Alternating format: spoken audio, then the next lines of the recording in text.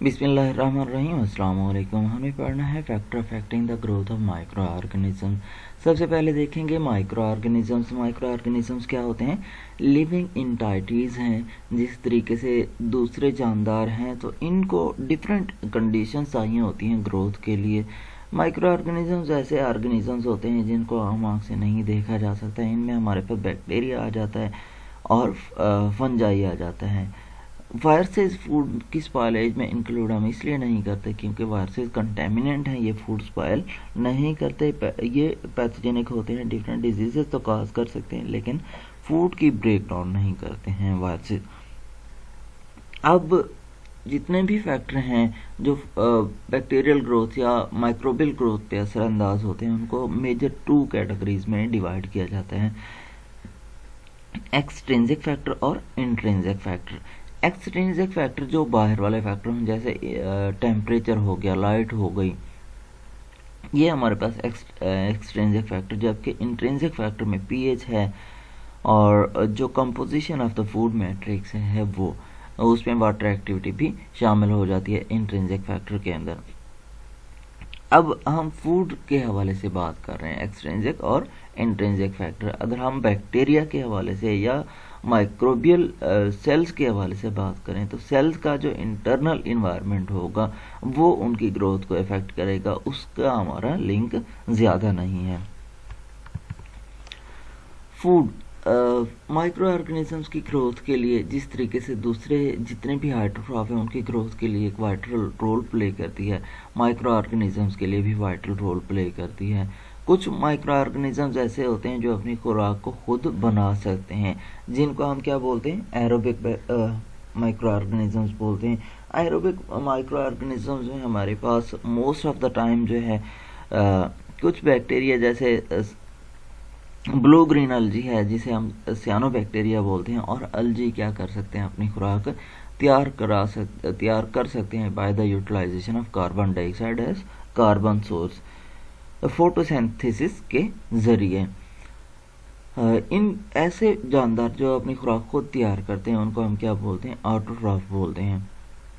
ये जो ऑटोट्रॉफ होते हैं फूड स्पॉयलेज नहीं करते क्योंकि ये अपनी खुराक खुद तैयार कर रहे होते हैं और ये ऑर्गेनिक मैटर के ऊपर डिपेंड करते हैं। ऑर्गेनिक मैटर को यूटिलाइज करेंगे, अपनी खुराक खुद तैयार कर लेंगे, डिकम्पोजिशन में अहम किरदार अदा नहीं करते। ये फोटोसिंथेसिस के मदद से क्या करते हैं? अपनी खुराक खुद तैयार करते हैं। ये प्रोसेसर होते हैं। दूसरे जानदार जिन्हें हम हेटेरोट्रॉफ बोलते हैं, हेटेरोट्रॉफ ऐसे ऑर्गेनिजम्स होते हैं जो अपनी खुराक खुद तैयार नहीं कर सकते। ये कम्प्लेक्स ऑर्गेनिक मैटर को डिस्ट्रॉय करते हैं, उसको डिकम्पोज करते हैं और अपनी न्यूट्रिशनल नीड्स को पूरा करते हैं। ये एनिमल की तरह होते हैं। न्यूट्रिशनल मूड में इनके हेटेरोट्रॉफ हमें पता है कि ऐसे ऑर्गेनिजम्स होते हैं जो अपनी खुराक खुद तैयार नहीं कर सकते बल्कि दूसरे ऑर्गेनिजम्स की तैयार करदा खुराक पे डिपेंड करते हैं। ये जो हेटेरोट्रॉफ होते हैं इनमें हमारे पास डिकम्पोजर भी हो सकते हैं, इनमें हमारे पास पैरासाइट्स भी हो सकते हैं, इनमें डिफरेंट माइक्रो ऑर्गेनिजम्स हो सकते हैं जो डिफरेंटली क्या करते हैं? फीड करते हैं। ये फीड कर रहे होंगे प्रोटीन के ऊपर फॉर देयर टिश्यू बिल्डिंग और कार्बोहाइड्रेट्स एनर्जी सोर्स के तौर पर यूटिलाइज करते हैं। जितने भी फंजाई और यीस्ट हैं और कुछ बैक्टीरिया जिस ह्यूमन पैथोजेनिक बैक्टीरिया क्या हैं? हेटेरोट्रॉफ हैं, अपनी खुराक दूसरे जानदारों से हासिल करते हैं। लेकिन कुछ हेटेरोट्रॉफ क्या है? Specific in their choice of utilization of organic matter हो सकते हैं, मतलब कि एक ख़ास जो फूड है उस पर डिपेंड करेंगे, ख़ास होस्ट पे डिपेंड करेंगे। कुछ डेड ऑर्गेनिक मैटर पे रह रहे होते हैं, सैक्रोब्स होते हैं, और कुछ हमारे पास पैथोजेंस होते हैं जो लिविंग ऑर्गेनिज्म से खुराक हासिल कर रहे होते हैं। जैसे इनको हम पैथोजेंस बोलते हैं। इन जानदारों से खुराक हासिल करते हैं और बदले में उन्हें नुकसान भी पहुंचाते हैं। जितने भी जानदार होते हैं ये रिस्पॉन्सिबल होते हैं फूड स्पॉयलेज के लिए। हेटेरोट्रॉफिक, ठीक है, और हेटेरोट्रॉफिक। ये अब जो डिफरेंट नीड्स हमने देखी हैं एक्सट्रिंसिक फैक्टर और इंट्रिंसिक फैक्टर वाटर देखें। सबसे पहली बात कि वाटर क्या रोल प्ले करता है माइक्रोबियल सर्वाइवल में, फूड की स्पॉयलेज में, और किस तरीके से हम फूड को स्पॉयल होने से कंट्रोल कर सकते हैं। वाटर जो है एक असेंशियल एलिमेंट है ऑल ऑर्गेनिजम्स के लिए और ऑल फॉर्म ऑफ लाइफ के लिए, जिसमें हमारे पास माइक्रो ऑर्गेनिजम्स भी शामिल हैं। अब सेल सिस्टम के अंदर वाटर एक अहम किरदार अदा करता है। हमें पता है कि मोस्ट ऑफ द जो सेल कंपोजिशन है वो वाटर पर मुश्तमिल है। 70% of each and every cell जो है वाटर पर मुश्तमिल होते हैं। जब वाटर नहीं होगा सेल के अंदर तो सेल की जो प्रोटीन्स हैं, जो सेल की ऑर्गेनेलीज हैं, वो अपना प्रॉपर काम नहीं कर पाएंगी। जब अपना प्रॉपर काम नहीं कर पाएंगी तो वो प्रॉपर एंड प्रोडक्ट्स भी प्रोड्यूस नहीं कर पाएंगी। जब प्रॉपर एंड प्रोडक्ट्स प्रोड्यूस नहीं करेंगी तो अल्टीमेटली फूड की डिकम्पोजिशन में अहम किरदार अदा नहीं कर रही होंगी और फूड को स्पॉयल नहीं कर पाएंगी अगर वाटर एक्टिविटी कम है या वाटर कंटेंट कम है। क्या है, वाटर मेटाबॉलिक एक्टिविटीज के लिए एक कैरियर का काम करता है, और ठीक है ना, और वेस्ट प्रोडक्ट्स का from the body of the organisms. Micro organisms को मॉइस्चर चाहिए होता है अपनी ग्रोथ के लिए, और वो न्यूट्रिएंट हासिल करते हैं एक्वस सॉल्यूशन से, और जो उनकी प्रोडक्ट्स होते हैं वो भी एक्वस मीडियम के अंदर रिलीज करते हैं। सो जो वाटर रिक्वायरमेंट है वो बहुत ज़रूरी है। अगर वाटर नहीं होगा तो माइक्रोबियल सर्वाइवल पॉसिबल ही नहीं है। Moisture requirement different micro organisms की डिफरेंट होती हैं। जैसे मोल्ड्स हैं, ये लो अवेलेबल मॉइस्चर के अंदर ग्रो कर सकते हैं। इवन के स्टोर्ड ग्रेन्स के अंदर, जिनके अंदर मॉइस्चर कंटेंट 15% तक भी हो, तो वहाँ पे क्या कर सकते हैं, ग्रो कर सकते हैं। Yeast and bacteria require more moisture for their activities. Yeast और बैक्टीरिया को क्या होता है, ज़्यादा मॉइस्चर चाहिए होता है देन मोल्ड्स। जितने भी ऑर्गेनिजम्स हैं उनकी मिनिमल और मैक्सिमल वाटर रिक्वायरमेंट होती हैं उनकी ऑप्टिमल एक्टिविटी के लिए, उनकी ऑप्टिमम ग्रोथ के लिए। तो वो जो मिनिमल और मैक्सिमल वाटर एक्टिविटी रिक्वायरमेंट है या ग्रोथ कंडीशंस हैं उसको हम ऑप्टिमम ग्रोथ कंडीशंस बोलते होते हैं, जिसपे कोई भी माइक्रो ऑर्गेनिज्म ज़्यादा से ज़्यादा ग्रो करता है। जब वाटर एक्टिविटी कम होगी तो लैग फेज जो ग्रोथ है वो कम हो जाएगी। लैग फेज हम कहते हैं हमारे पास जो बैक्टीरियल ग्रोथ के डिफरेंट फेजेस होते हैं, उसमें हमारे पास लॉग फेज है, लैग फेज है, लॉग फेज है, स्टेशनरी फेज है और डेथ फेज है। ठीक है, अब ये हमारे पास क्या है, ग्राफ है। तो इस ग्राफ में बैक्टीरिया क्या करते हैं, एक्सपोनेंशियली ग्रो करते हैं। शुरू में बैक्टीरिया ऐसे न्यू इन्वायरमेंट के अंदर अपने आप को अडॉप्ट करेंगे जहाँ पे इन्वायरमेंटल कंडीशंस डिफरेंट होंगी। फिर क्या करते हैं, ऐसा ऐसा अपनी कंसंट्रेशन को बढ़ाते चले जाते हैं और पीक स्टेज पे जाके कुछ देर के लिए उनकी वही कंसंट्रेशन मेंटेन रहती है और फिर डेथ फेज की जानिब जैसे आते हैं तो बैक्टीरिया कम होना शुरू हो जाते हैं और उनकी डेथ हो जाएगी जब न्यूट्रिएंट्स एंड हो जाते हैं। अब देखें, ये हमारे पास है लैग फेज, ये लॉग फेज है। ये एक्सपोनेंशियल ग्रोथ होती है, बैक्टीरिया मुसलसल बढ़ रहे होते हैं और एक ऐसी स्टेज आती है जहाँ पे उनकी ग्रोथ रुक जाती है। इस ग्रोथ को हम स्टेशनरी फेज बोलते होते हैं। ठीक है, तो जैसे जैसे ही वाटर एक्टिविटी कम होती चली जाएगी तो बैक्टीरिया क्या करेंगे, अपने आप को न्यू इन्वायरमेंट के अंदर अडाप्ट करना शुरू कर देंगे कि कहीं उनकी डेथ ना हो जाए, वो रिप्रोडक्शन की जानिब नहीं जाएंगे, अडाप्टेबिलिटी की जानिब जाएंगे। जब वो अडाप्ट कर रहे होंगे उनकी तादाद नहीं बढ़ रही होगी और ग्रोथ रेट क्या हो जाएगा, कम हो जाएगा। जब वाटर कंडीशंस कम होंगी तो बैक्टीरिया का सर्वाइवल मुश्किल हो जाएगा। तो वाटर एक्टिविटी को हम जब डिफाइन करते हैं तो हम कहते हैं वाटर एक्टिविटी में be defined equal to 100th part of the corresponding relative humidity in moisture equilibrium with the food। कि जो इक्विलिब्रियम रिलेटिव ह्यूमिडिटी है उसका 100th पार्ट जो होगा वो वाटर एक्टिविटी कहलाती है। इक्विलिब्रियम रिलेटिव ह्यूमिडिटी हमारे पास 100 होती है। जब प्योर वाटर की हम वाटर एक्टिविटी देखते हैं तो 1 होती है। 100/100 जब हम करेंगे, जब मुकम्मल सैचुरेटेड फूड सिस्टम होगा या कंप्लीट वाटर होगा, प्योर वाटर है, तो वहाँ पे फूड जो 100% है तो 100 पे डिवाइड करेंगे 1। मैक्सिमम वाटर एक्टिविटी 1 होती है और मिनिमम 0.00 से शुरू हो सकती है वाटर एक्टिविटी। मिनिमम जो है 0.1 से 0.99 तक वाटर एक्टिविटी जाती है या 1 तक जाती है। अब 100 जो है pure water has an water activity, जो प्योर वाटर की वाटर एक्टिविटी होती है वो 1 होती है। एंड मोस्ट फ्रेश फूड्स, जितनी हमारे पास फ्रेश वेजिटेबल या फ्रूट्स होते हैं उनकी वाटर एक्टिविटी 0.99 होती है। When substances such as sugars and salts are dissolved in water, the available water and water activity in the solution decreases। क्या है, जैसे हम सोल्यूशन प्रिपेयर करते हैं तो वाटर एक्टिविटी कम हो जाती है। अब जब वाटर एक्टिविटी कम होती है तो सॉल्युबल सब्सटेंसेस की अमाउंट बढ़ने से वाटर एक्टिविटी कम हुई। ये वाटर एक्टिविटी बैक्टीरियल ग्रोथ के ऊपर या फंगल ग्रोथ के ऊपर या हम माइक्रोबियल ग्रोथ के ऊपर क्या करती है, डायरेक्टली अफेक्ट करती है। ड्राइड फूड्स की जो वाटर एक्टिविटी होती है 0.6 होती है या इससे भी कम होती है। जो एक्सट्रीमली ऑस्मोफिलिक यीस्ट होंगी और मोल्ड्स होंगी वो क्या करती हैं, इस वाटर एक्टिविटी पे ग्रो कर सकती हैं। और हमारे पास कुछ जो है यील्ड जो यीस्ट हैं वो मिनिमम वाटर एक्टिविटी जैसे 0.6 है, जबकि नॉन ऑस्मोफिलिक जो होंगे यीस्ट वो 0.77 वाटर एक्टिविटी पे सर्वाइव कर सकते हैं, इससे बिलो सर्वाइव नहीं कर सकते। तो ये जो वाटर एक्टिविटी का पैरामीटर है ये भी हमारे लिए एक बहुत अहम पैरामीटर है। इसके ज़रिए हम ग्रोथ को, माइक्रो ऑर्गेनिज्म की ग्रोथ को कंट्रोल कर सकते हैं। Most spoilage moulds grow at a minimum water activity of 0.80, ठीक है ना, स्पॉइलेज मोल्ड। लेकिन जो ऑस्मोफिलिक मोल्ड्स होती हैं वो 0.6 पे भी ग्रो कर जाती हैं, स्पॉइलेज मोल्ड 0.80 पे ग्रो करती हैं। जो स्पॉइलेज बैक्टीरिया होते हैं उनको मिनिमम वाटर एक्टिविटी 0.91 की ज़रूरत होती है, इससे नीचे वो ग्रो नहीं कर सकते। इसका मतलब है फ्रेश फ्रूट्स और वेजिटेबल्स के अंदर जिनके अंदर वाटर कंटेंट बहुत ज़्यादा होता है वहाँ पे स्पॉइलेज काज करते हैं बैक्टीरिया।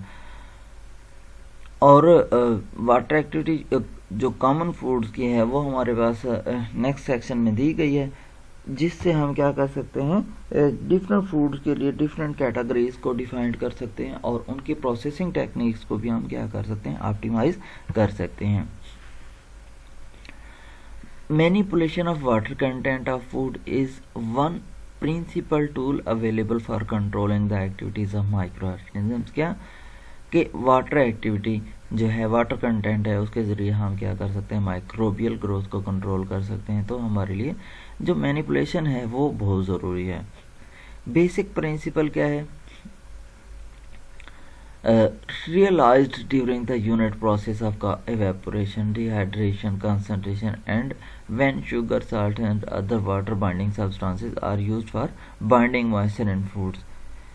क्या है कि हमें तब पता चलता है किस तरीके से हम कंट्रोल कर सकते हैं माइक्रोबियल ग्रोथ को, bye dehydration, drawing, evaporation, salting, brining, different या शुगरिंग हम करते हैं। तो इससे प्रोसेस ऑप्टिमाइजेशन से हमें पता चलता है कि उनकी सर्वाइवल रेट क्या है बैक्टीरिया की। अब देखें, माइक्रो ऑर्गेनिजम्स हैं, बैक्टीरिया हैं, यहाँ पे स्टेफिलोकोकस ऑरियस और क्लॉस्ट्रिडियम बोजुलिनम है। ये 0.91 से 1 तक वाटर एक्टिविटी में ग्रो करते हैं। डिस्टिल्ड वाटर है, फ्रेश मीट है, फिश है, मिल्क है, फ्रूट्स और वेजिटेबल्स के अंदर। जबकि जो मोल्ड्स हैं वो ड्राई लैक्यूम है, सीरियल है, फ्लोर है, केक्स है, इनके अंदर ग्रो करते हैं, जिनकी वाटर एक्टिविटी 0.9 से 0.8 के दरमियान में होती है। नॉन ऑस्मोफिलिक यीस्ट जो हेलोफिलिक बैक्टीरिया हैं वो इस रेंज के अंदर क्या करते हैं, ग्रो करते हैं 0.8 से 0.7 के दरमियान में। Intermediate moisture foods, salts, preserved food जैसे जैम और जेलीज हैं। ज़ीरोफिलिक फंजाई जो मोस्ट एक्सट्रीमली लोअर टेम्परेचर पे ग्रो करती हैं वो हैं ड्राइड फ्रूट्स के अंदर, उनकी वाटर एक्टिविटी 0.6 to 0.7 के दरमियान में होती है। जबकि एक्सट्रीमली ऑस्मोफिलिक माइक्रो ऑर्गेनिजम्स कुछ यीस्ट और मोल्ड्स क्या करती हैं, डिहाइड्रेटेड फूड्स के अंदर जिनका मॉइस्चर कंटेंट 5% से 10% तक होता है उनके अंदर भी ग्रो कर जाती हैं। ऑक्सीजन, अब ऑक्सीजन भी बैक्टीरियल ग्रोथ के लिए, माइक्रोबियल ग्रोथ के लिए बहुत ज़्यादा ज़रूरी है। ऑक्सीजन की बेस पे भी हम क्या कर सकते हैं, ग्रोथ को कंट्रोल कर सकते हैं। ऑक्सीजन इंडिस्पेंसिबल है हायर ऑर्गेनिजम्स के लिए, जैसे इंसान हैं, एनिमल्स हैं, जितने भी जानदार हैं उनके लिए क्या है, ऑक्सीजन इंडिस्पेंसिबल है। इसके लिए इसका कोई नेमल बदल ही नहीं है और इसके बगैर सर्वाइवल मुमकिन नहीं है। लेकिन जो माइक्रो ऑर्गेनिजम्स हैं इनकी ग्रोथ के लिए ऑक्सीजन डिफरेंटली एक्ट करती है।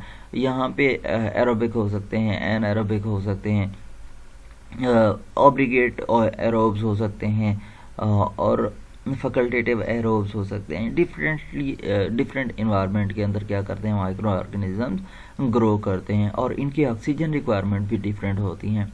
तो ऑक्सीजन रिक्वायरमेंट के ज़रिए भी हम क्या कर सकते हैं, बैक्टीरियल ग्रोथ को कंट्रोल कर सकते हैं। किसी भी फूड सिस्टम के अंदर माइक्रोबियल ग्रोथ को कंट्रोल कर सकते हैं।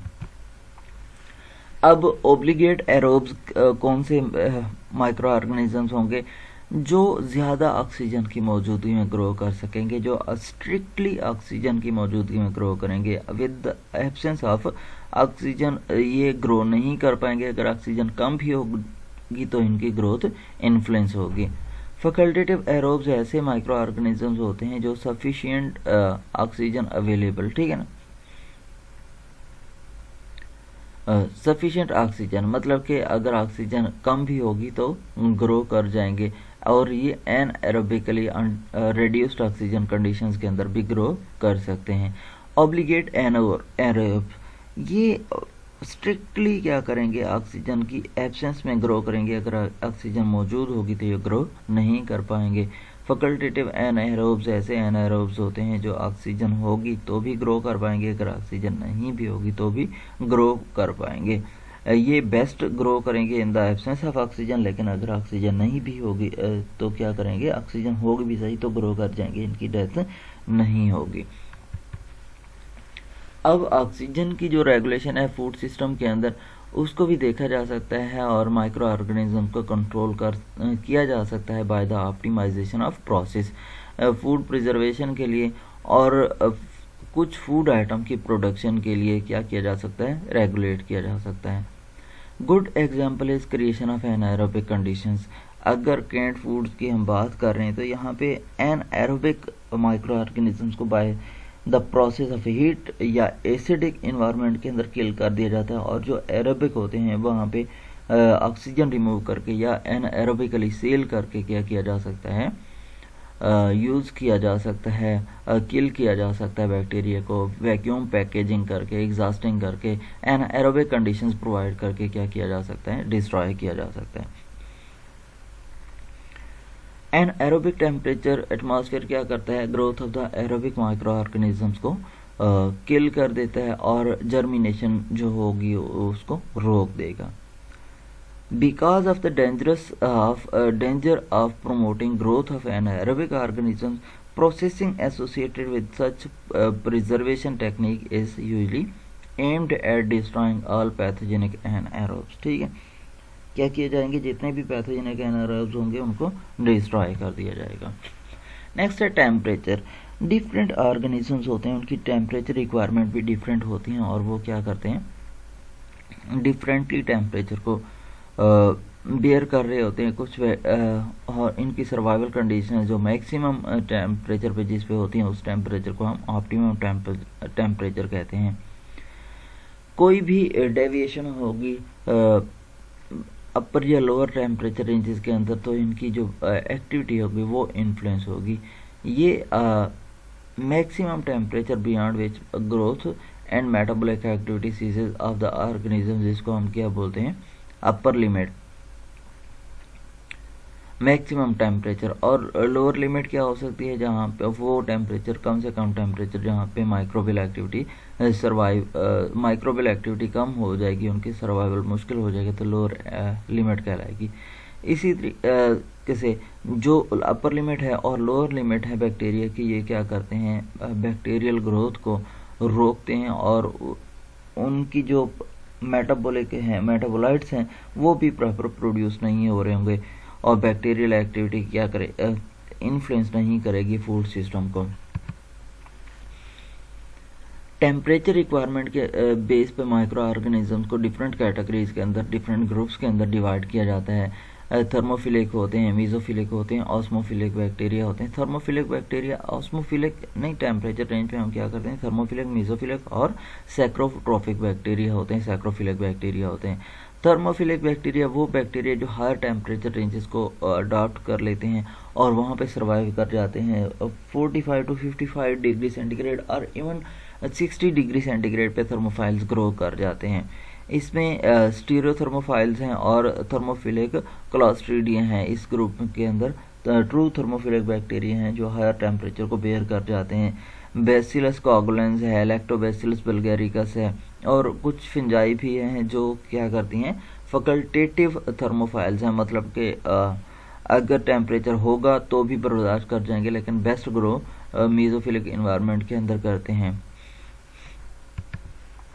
यहाँ पे देखें थर्मोफाइल्स मिनिमम टेम्परेचर रेंज इनकी 25 डिग्री सेंटीग्रेड है, ऑप्टिमम जो है 45 to 55 डिग्री सेंटीग्रेड, मैक्सिमम जो टेम्परेचर है 75 डिग्री सेंटीग्रेड पे भी ये क्या कर जाते हैं, सर्वाइव कर जाते हैं। मीज़ोफाइल्स 8 डिग्री सेंटीग्रेड मिनिमम टेम्परेचर है और optimum temperature 20 to 30 degree centigrade है, मैक्सिमम 45 डिग्री सेंटीग्रेड पे ये क्या कर सकते हैं, सर्वाइव कर सकते हैं। जबकि सैक्रोफाइल जो होते हैं 0 या बिलो, इनका मिनिमम टेम्परेचर है 4 to 10 डिग्री सेंटीग्रेड पे ये बेस्ट ग्रो करते हैं और 20 डिग्री सेंटीग्रेड इनका मैक्सिमम टेम्परेचर है। 20 डिग्री सेंटीग्रेड से अबव टेम्परेचर पे ये ग्रो नहीं कर पाएंगे। मीज़ोफिलिक ऑर्गेनिज्म मॉडरेट टेम्परेचर रेंज के अंदर, जैसे अभी हमने देखा है 20 to 30 डिग्री सेंटीग्रेड जो है इनकी ऑप्टिमम टेम्परेचर रेंज है, इसी पे सबसे ज़्यादा इनकी एक्टिविटी होगी और ग्रोथ होगी। तो इसको हम एक्सप्लॉइट कर सकते हैं, इसको यूटिलाइज कर सकते हैं for the control of spoilage micro organisms. जो पैथोजेनिक माइक्रो ऑर्गेनिजम्स होंगे मोस्टली मीज़ोफिलिक होते हैं। जब हम टेम्परेचर रेंज बढ़ा देंगे या कम कर देंगे, 0 डिग्री सेंटीग्रेड पे ले आएंगे तो मीज़ोफाइल्स क्या हो जाएंगे, डिस्ट्रॉय हो जाएंगे। या हम अब 50 डिग्री सेंटीग्रेड भी टेम्परेचर ले जाएंगे तो मोस्ट ऑफ द टाइम हम इसकी पास्चराइजेशन की बात करते हैं, पास्चराइजेशन टेम्परेचर में मीज़ोफाइल्स क्या होते हैं, किल हो जाते हैं।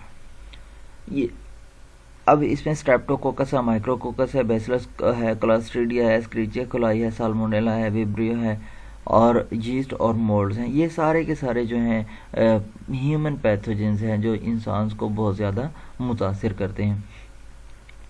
सैक्रोफाइल्स या इसको हम बोलते हैं कोल्ड लविंग, जो कोल्ड टेम्परेचर पे ग्रो करते हैं, स्टोर्ड फूड्स के अंदर ग्रो करते हैं, रेफ्रिजरेटेड कंडीशंस के अंदर क्या करते हैं, ग्रो करते हैं। पीएच हमारे पास है नेक्स्ट।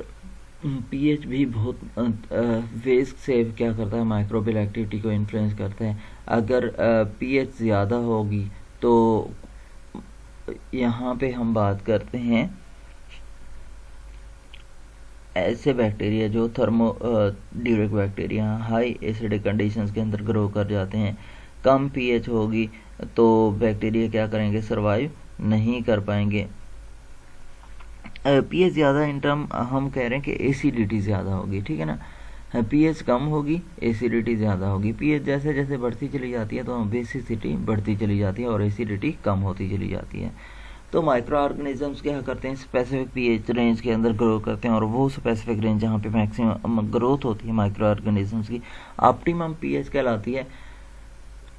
माइक्रो ऑर्गेनिजम्स की एक्टिविटी एक ख़ास लेवल पे ज़्यादा होती हैं। अगर उससे कम होगी पीएच या ज़्यादा होगी तो माइक्रोबियल एक्टिविटी इन्फ्लुएंस होंगी। मोल्ड जो होती हैं वाइड रेंज ऑफ पीएच के अंदर ग्रो करती हैं, हाई एसिड फूड के अंदर भी ग्रो कर जाती हैं और लो एसिड फूड के अंदर भी ग्रो कर जाती हैं। लेकिन मोल्ड का एक बहुत बड़ा फैक्टर ऑक्सीजन वाला है, जैसे आप ऑक्सीजन बंद करेंगे तो मोल्ड की ग्रोथ ख़त्म हो जाएगी। फर्मेंटेटिव यीस्ट जो पीएच है 4 to 4.5 पे सबसे ज़्यादा ग्रो करती है और बैक्टीरिया क्या करते हैं, favoured by pH near neutrally, ज़्यादा न्यूट्रल पीएच के अंदर ज़्यादा ग्रो करते हैं। और पैथोजेनिक माइक्रो ऑर्गेनिजम्स भी फूड स्पॉइलेज जो करते हैं न्यूट्रल पीएच पे करते हैं, हाई एसिड और एसिड फूड्स के अंदर ज़्यादा नहीं करते हैं स्पॉइलेज।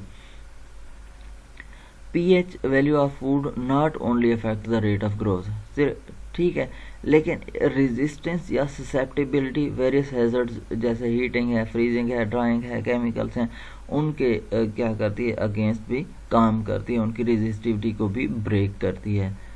ये जो रेजिस्टेंस टू डिस्ट्रक्शन है इंक्रीज होती है with the rise in pH. जैसे जैसे पीएच बढ़ती चली जाएगी तो रेजिस्टेंस जो है वो बढ़ती चली जाती है। जो पीएच कम होगी, एसिडिटी ज़्यादा होगी, तो ये रेजिस्टेंस कम होगी और डिस्ट्रक्शन ज़्यादा होगी।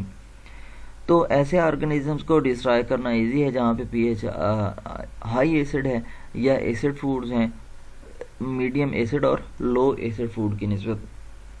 बैक्टीरिया और उनके जो स्पोर्स हैं उनको इजीली डिस्ट्रॉय किया जा सकता है एसिडिक इन्वायरमेंट के अंदर हायर पीएच के ऊपर। यहाँ तक आप लोगों को कोई सवाल हो तो आप पूछ सकते हैं।